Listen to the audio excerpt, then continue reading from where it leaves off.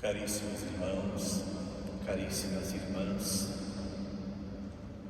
o Salmo responsorial nós cantamos: o Senhor é minha luz e salvação. Continuando o Salmo, proclamávamos: ao Senhor eu peço apenas uma coisa, e é isto que eu desejo: habitar no santuário do Senhor por toda a minha vida. Esse pensamento, meus queridos irmãos e irmãs, esse desejo que todos nós carregamos no nosso coração de habitar no santuário do Senhor, não é apenas uma lembrança que nós queremos projetar para o futuro, mas para o nosso dia de hoje. Nós aqui, presentes e em comunhão com todos aqueles e aquelas que nos precederam nesta vida, habitar na casa do Senhor. Já habitamos nesta casa do Senhor a partir do momento que o Deus soprou dentro de mim o seu Espírito e me deu vida. E vou vivendo esta vida numa projeção muito bonita, que não culmina na morte, mas que se projeta em Deus, a vida eterna. E hoje, de uma maneira muito particular, nesse dia de finados, ao comemorarmos todos os fiéis falecidos,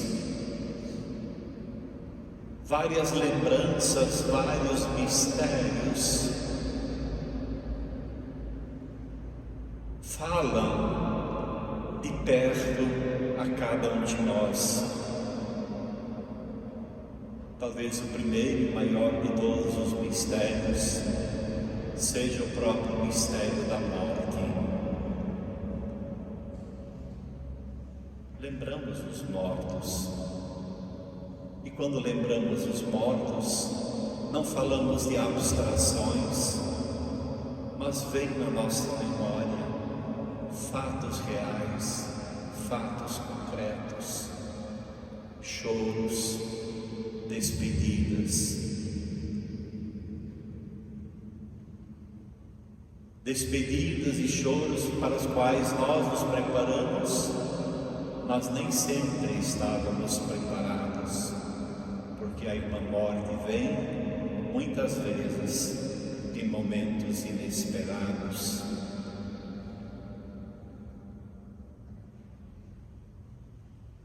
Outro mistério que nós hoje lembramos é o mistério da comunhão solidária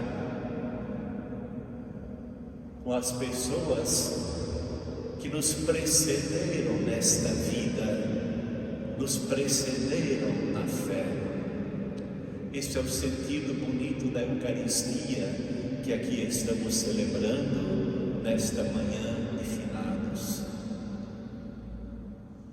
Formamos nós, vivos aqui, povo peregrino, uma comunhão solidária com as intenções todas que estão sobre o altar, mas uma comunhão solidária com todas as pessoas que marcaram a nossa vida e que de certa forma implantaram no nosso coração o sinal da fé que eles viveram com muita intensidade.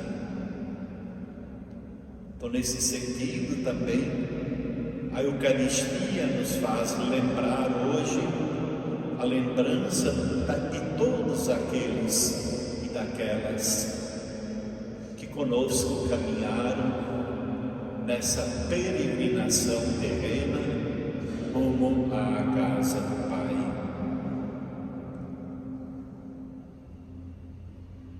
pessoas que conosco formaram, em primeiro lugar, essa comunidade familiar tão sagrada que nós recordamos no dia de hoje. Lembro do meu avô, da minha avó, lembro de pai, lembro de mãe, lembro de minhas irmãs. Que lembranças bonitas, saudosas, que a gente traz presente, mas no sentido de comunhão, de louvor. Essa primeira comunidade vital, familiar, nós trazemos para dentro dessa celebração.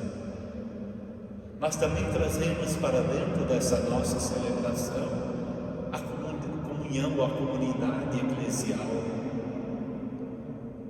Quantas lacunas nós percebemos dentro da nossa comunidade paroquial, por exemplo. Pessoas que a gente sempre via, pessoas que brincavam, pessoas que riam, pessoas que animavam, lideranças nossas. E não queremos dizer nesse dia que eles se foram. Queremos de novo dizer a Deus, obrigado porque eles existiram. Obrigado porque eles marcaram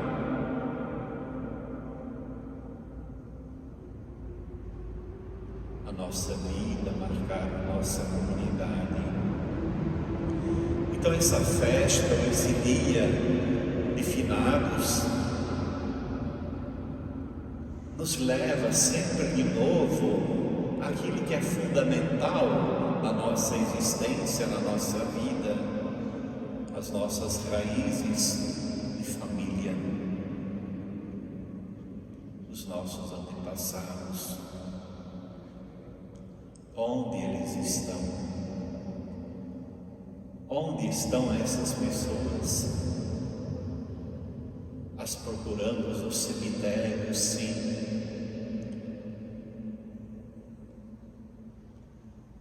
Muitos de nós já nos dirigimos ou vamos nos dirigir a esses túmulos sagrados, cheios de sentimentos no nosso coração. Lá nos dirigimos com saudade, sim, mas também com muita esperança. Por isso levamos flores. Não existe expressão de gratidão mais bonita do que oferecer flor a alguém no dia da comemoração da vida. Quando a gente quer prestar uma homenagem a alguém, a gente oferece flor. É um reconhecimento pessoal por aquilo que a pessoa é. Mas esse dia também levamos flores para enfeitar não o jardim da morte, mas o jardim da vida, que são os nossos cemitérios. Levamos flores porque acreditamos que esses jardins não são jardins da tristeza da morte. Levamos flores porque acreditamos que esses jardins representam para nós o sonho mais bonito que nós carregamos no nosso coração, que é o paraíso, a felicidade eterna.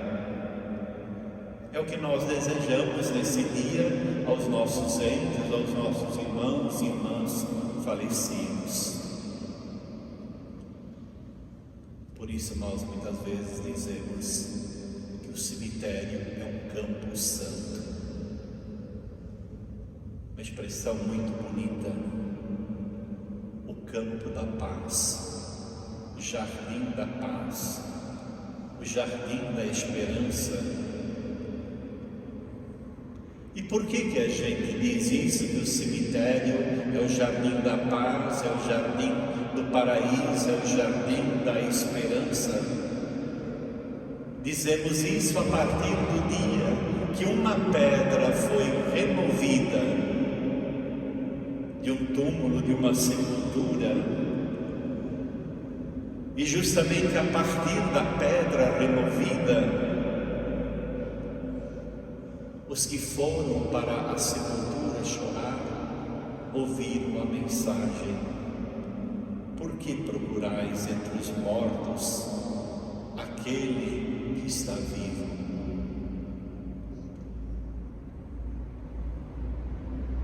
É o que nós ouvimos hoje, queridos irmãos e irmãs, a palavra de Deus. Na primeira leitura, o profeta Isaías, Deus se revela no monte para dizer a todos nós que Ele é o Deus da vida, que Ele é o Deus dos vivos, é o Deus daqueles que esperam e confiam nele. Foi assim a história dos nossos antepassados, assim é a história da nossa vida. Nós peregrinamos nesta vida ao encontro desta montanha do Senhor, onde vamos nos deparar sempre de novo com o Deus da vida. E por isso, na segunda leitura, na carta de São João, nós escutamos essas palavras tão bonitas do apóstolo: somos filhos de Deus. Não existe prova de amor mais bonito do que este, de sermos chamados nós filhos de Deus. Se Deus assim nos chama de filhos, somos de fato. E qual é o pai que quer celebrar morte para o seu filho?